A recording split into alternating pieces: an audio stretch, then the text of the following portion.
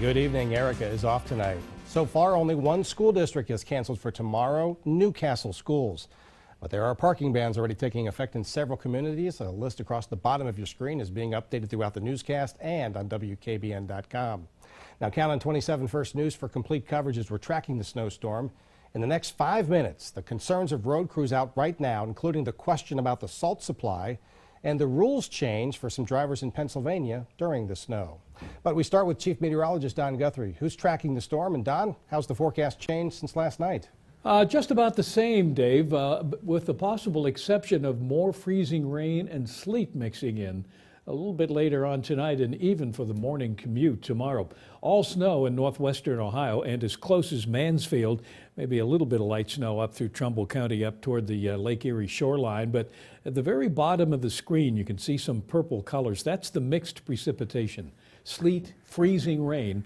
And depending on the path of the center of low pressure, it could bring more warm air up this direction and change the snow to sleet and freezing rain after midnight tonight and into the early morning hours of tomorrow, which would in turn hold down the snow accumulations. But for now, anywhere from 5 to as much as 8 or 9 inches expected by early tomorrow morning. And again, that could be on the low side depending on the wintry mix that decides to maybe keep those snow totals down. Let's send it back out to Dan and preparations for the storm. Dan?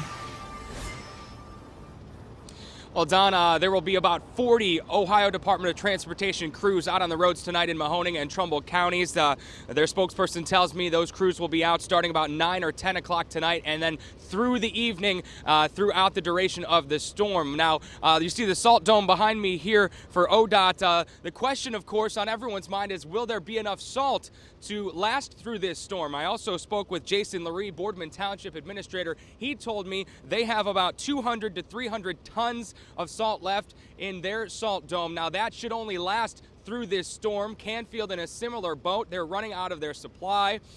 They've been mixing some of that salt with slag, cutting it about 50-50, but those crews are out ahead and salting the streets.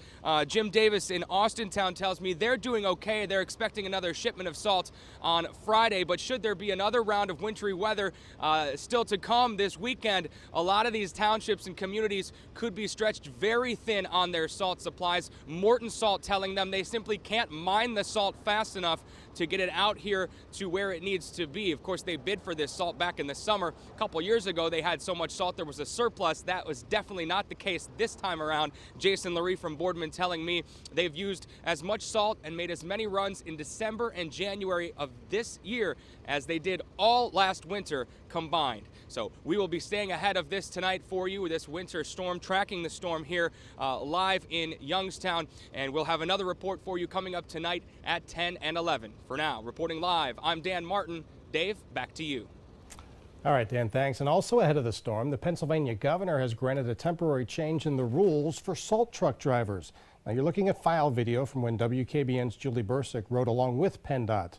Governor Corbett wants to make sure communities have the materials they need to make things as safe as possible. Rules call for a mandatory rest period after 11 hours on the road. The waiver allows up to 14 hours behind the wheel before it's time to rest. Count on WKBN to have our meteorologists, reporters, and photographers tracking the snowstorm throughout the night.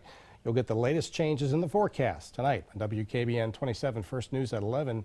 The First News This Morning crew goes on the air a half hour earlier tomorrow. Tune in starting at 4:30 a.m. to get all the information you'll need on road conditions, closings, and delays. And when we're not on the air, count on WKBN.com and our free mobile apps in the Apple and Google Play stores.